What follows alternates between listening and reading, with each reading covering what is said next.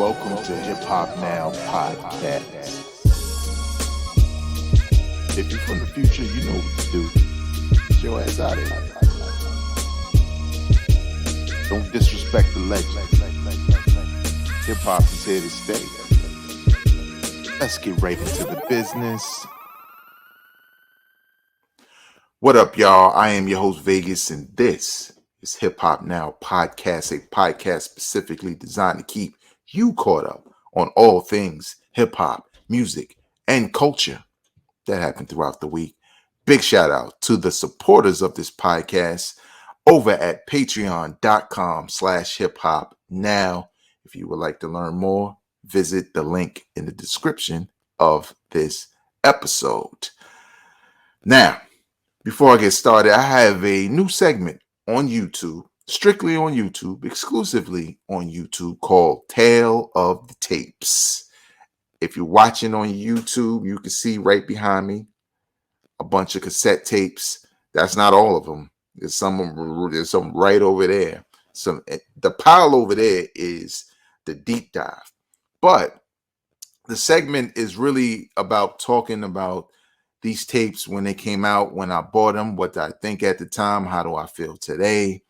Obviously, a lot of this music you can find on your favorite streaming service. So if you don't collect tapes or you don't collect vinyl or any physical media, you can still check them out. And there's some joints that just don't get mentioned. Like my first episode was about the Boogie Monsters album, their debut album.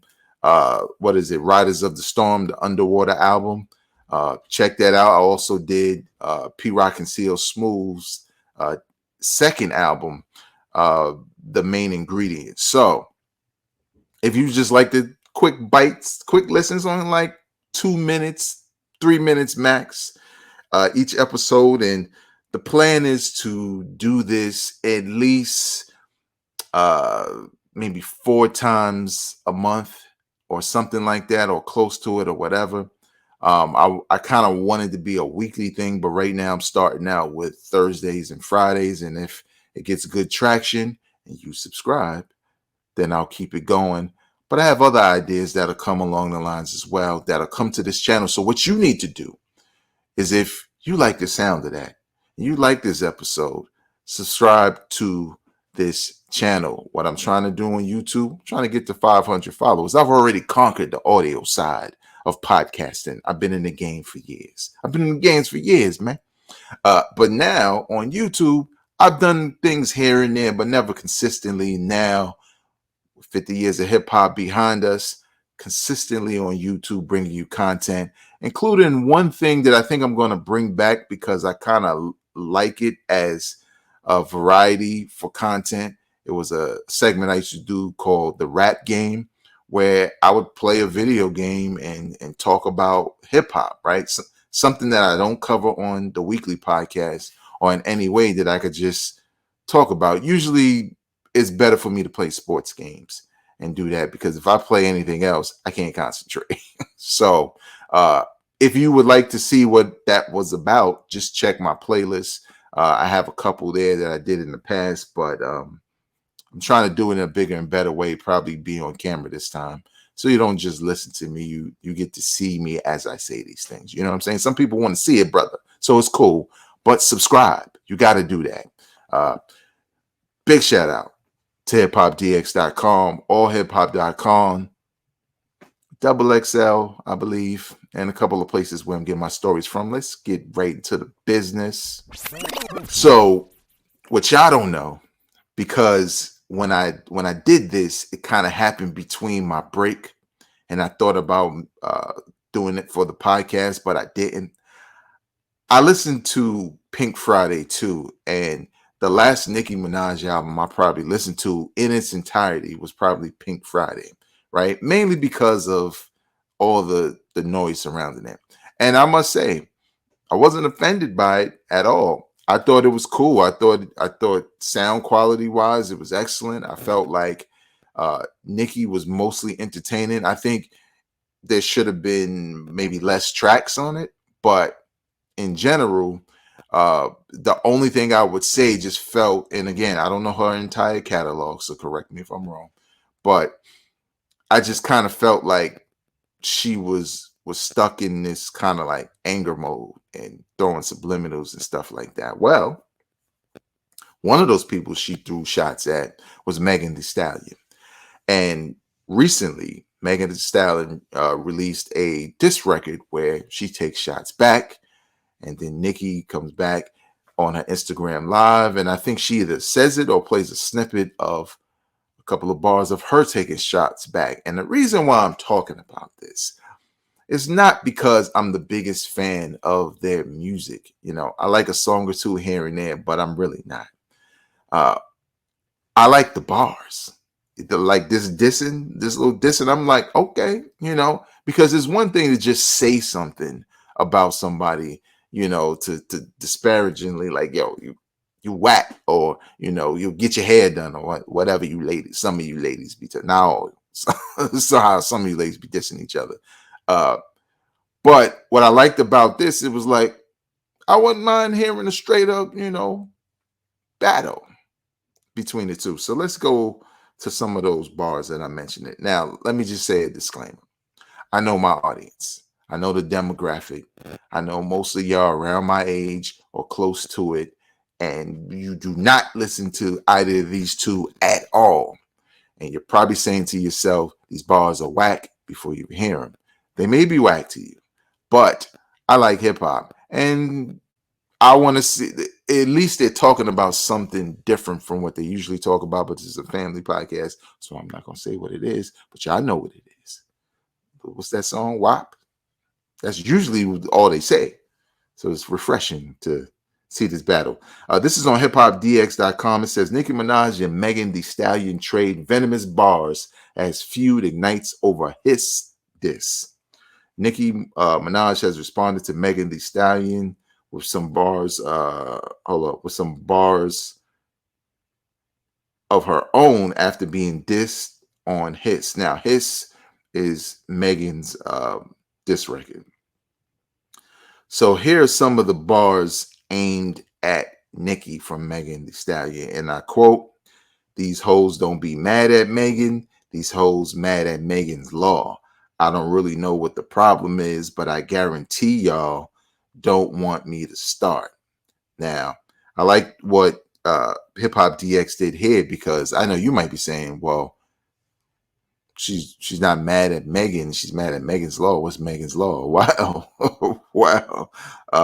The Megan's law line is clearly aimed at Nicki Minaj's husband, who had some sex offender rape. He did time for rape of a 16-year-old and all of that. Megan's law is a law aimed to law. Let me just read it specifically. It references the federal law requiring authorities to make information available to the public regarding registered sex offenders. That's what Megan's law is. So you're not mad at Megan, you're mad at Megan's law because your husband is a scumbag, and we all know it. I like that. But then Nicki responded on her IG after saying, what did she say? Bad-ish. She like 6 foot. I call her Bigfoot. The B fell off. I said, get up on your good foot. Yeah, I know what she's talking about. She's talking about Megan getting shot in the foot and blah, blah, blah. She's talking about her height, calling her Bigfoot. I like it, y'all. I'm sorry. I like it. I think sometimes we just need to go there, right? When the energy is that, and it's little jabs here and there, sometimes you just got to go there. So there you have it. I'm curious to hear more. I'm gonna check out the Megan Thee Stallion song in general. I just hope like that's not all it is. You know what I'm saying? Because then I'm gonna tap out. Right? Don't talk about all this other stuff and then throw one shot and then that's it. No, let's go in. Let's go in, ladies. Let's go in. Let's just say, yo, you can't rap and just go in. Get some ghostwriters if you can't do it yourself. I don't know. Everybody else does. So there you have it. Birdman believes. I know. The South needs more credit for keeping hip hop alive. And this was sort of sparked because of 2023, which was 50 years of hip hop, and how he felt looking at the recognition. He felt like it just wasn't enough homage being paid to the South. And honestly, I can agree, but it's not just the South, if you ask me. I feel like West Coast was kind of shrunk down into those who cross, regions, right? Like, sure, you're going to see Ice Cube and West. You're going to see West Coast legends like that, like Snoop and Dre and stuff like that. They're going to get their flowers. Why? Because they connect with more regions than locally. But there are some groups that do the same thing. They're just not as successful as far as record sales and maybe being a household name, right? That they were kind of forgotten, you know? And I think some, because of social media, some were getting their flowers, right? Like Souls of Mischief was getting their flowers because everybody loves 93 Till Infinity. That's like a timeless record. It's one of the greatest hip hop songs of all time for a number of reasons. Even the video I liked a lot. But not just them, just giving props. And I feel like I agree with Baby because I don't think, well, let me say this. I don't think the South kept hip hop alive, right? I think it brought it to where it is today, which is the number one genre. But that's a buildup of 50 years.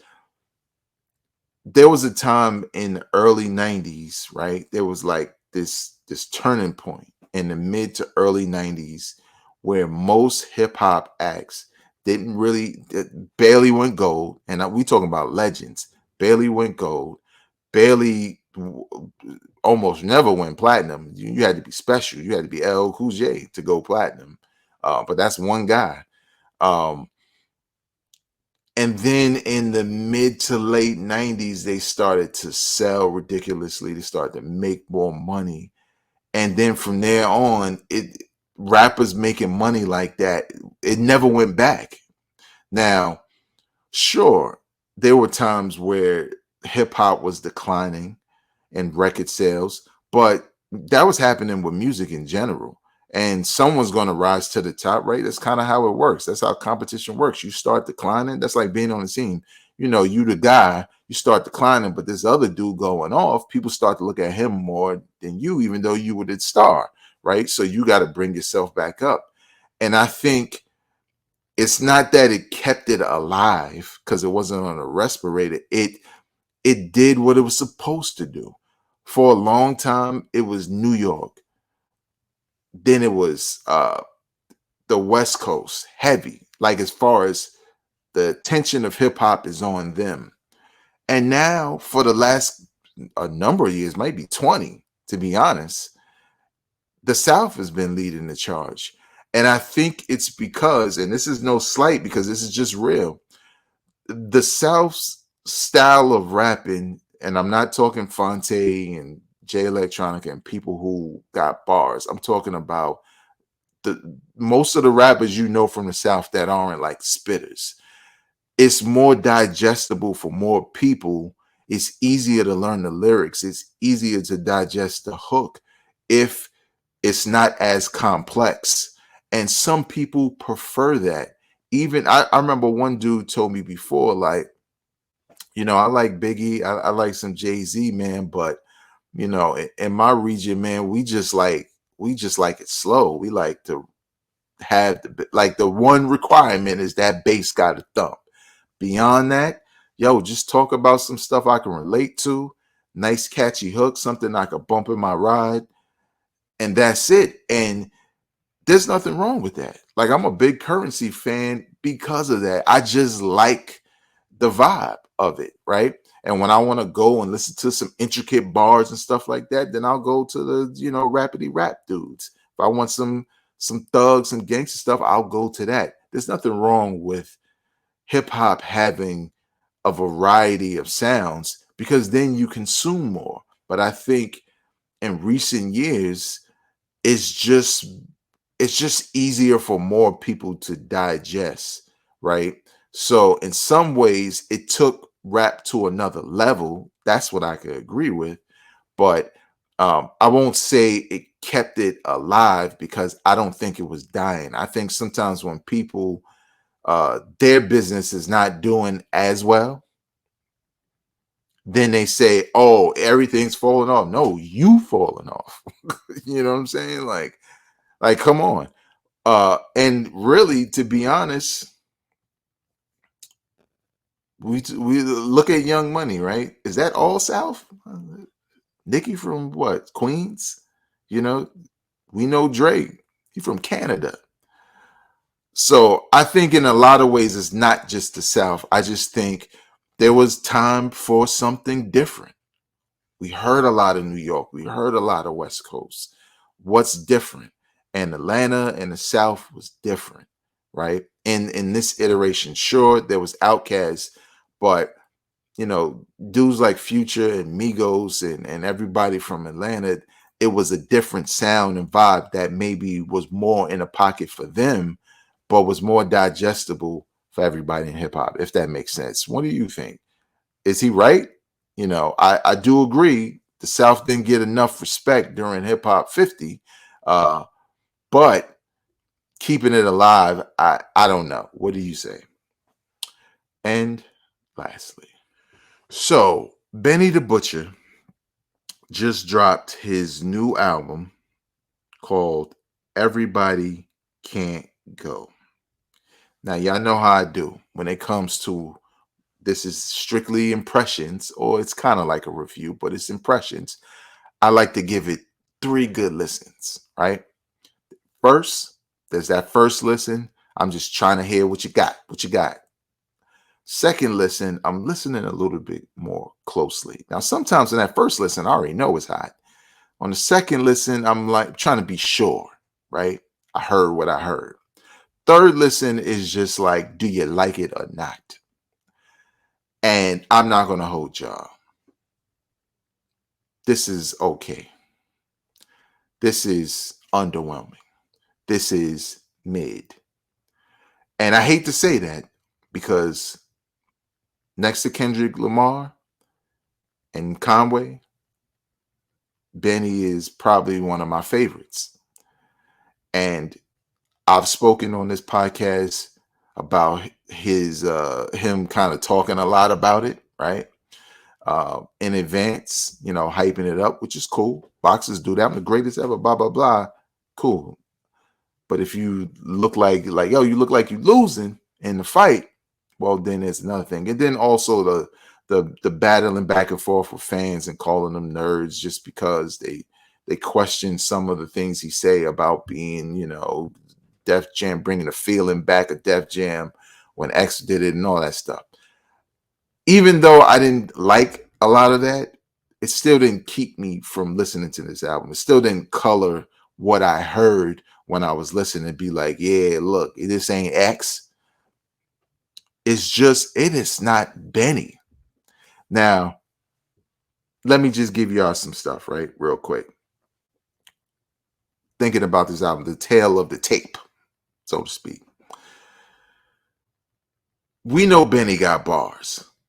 So I wasn't expecting him to be whack at all. And I don't think he is. I think he can still rap. I think things he says is still dope. It just is.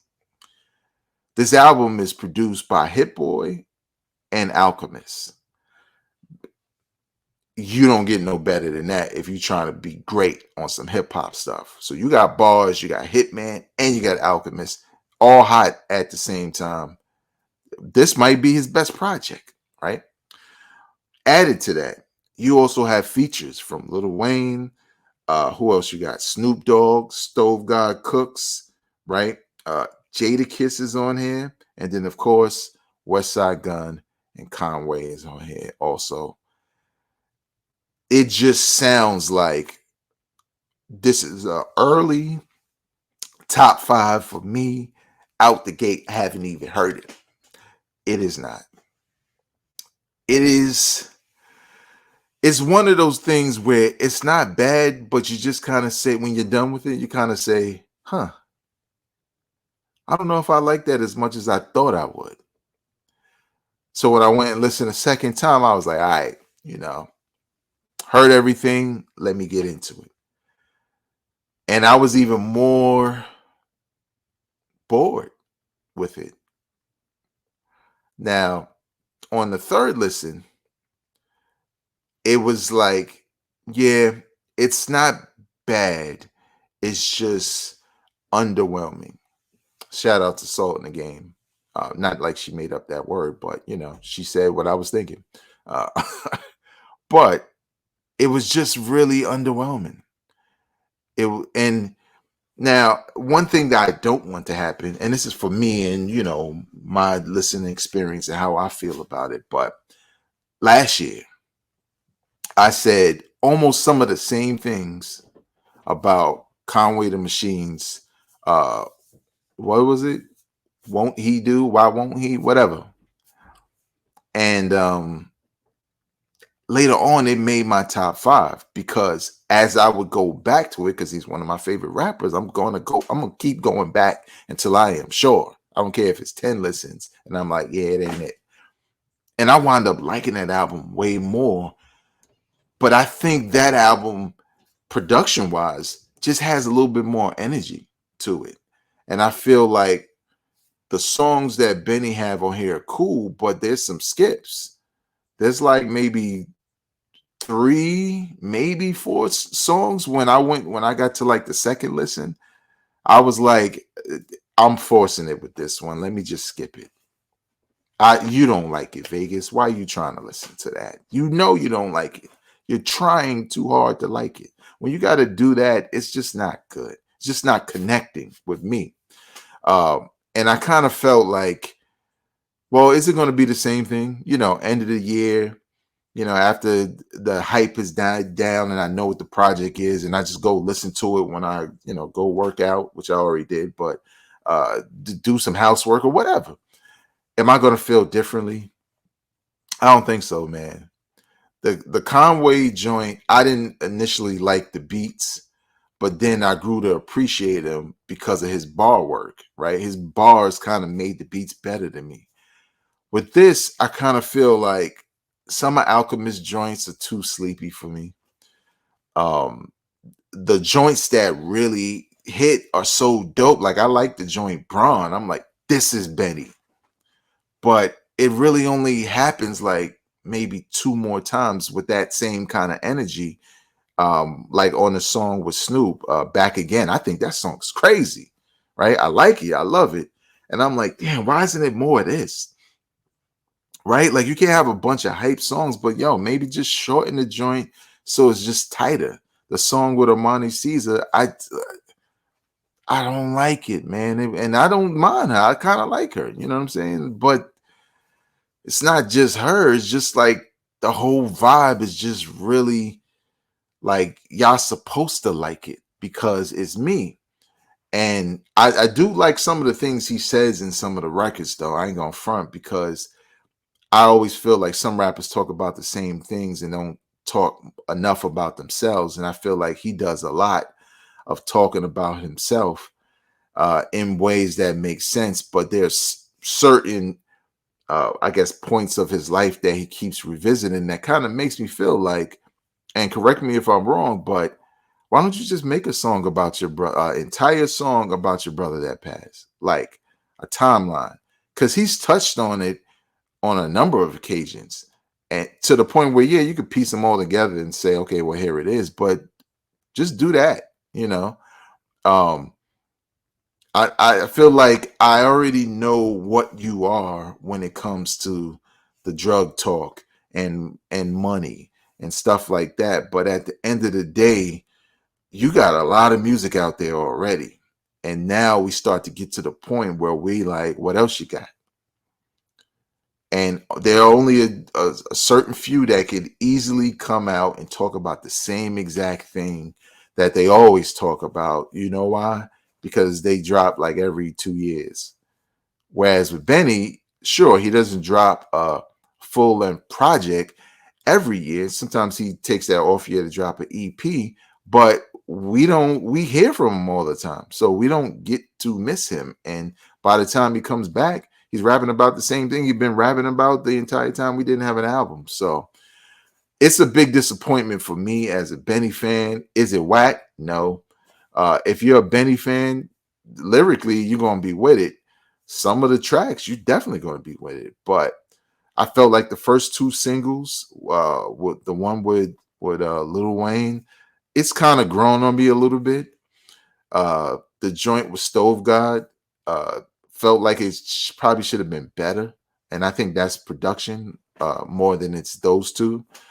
But at the end of the day, I just felt like, man, I was waiting. I was waiting for this joint, and it's just not what I thought it was going to be. But I will say this. Benny usually releases an album, and then he does like the Plugs I Met EP. I think when we get another one of those, it'll be exactly what we're looking for. Even if it's just the production's different. And I hate to say that because Alchemist and Hit Boy are dope, but this ain't it, man. What do y'all think?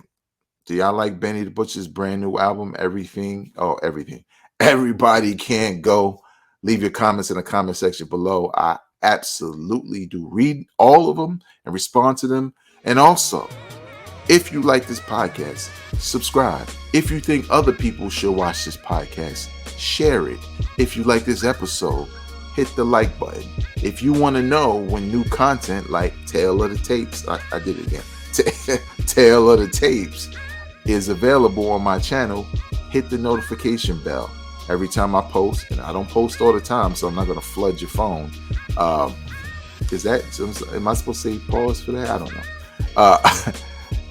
Just know that you get dope hip-hop content from me, from this channel. I'm trying to get to 500 subscribers right now. I'm at 377, which is cool, but on the audio side, I'm way past that, so we can do the same with YouTube. Until next time, y'all, I'm not a critic, I'm a fan. Peace.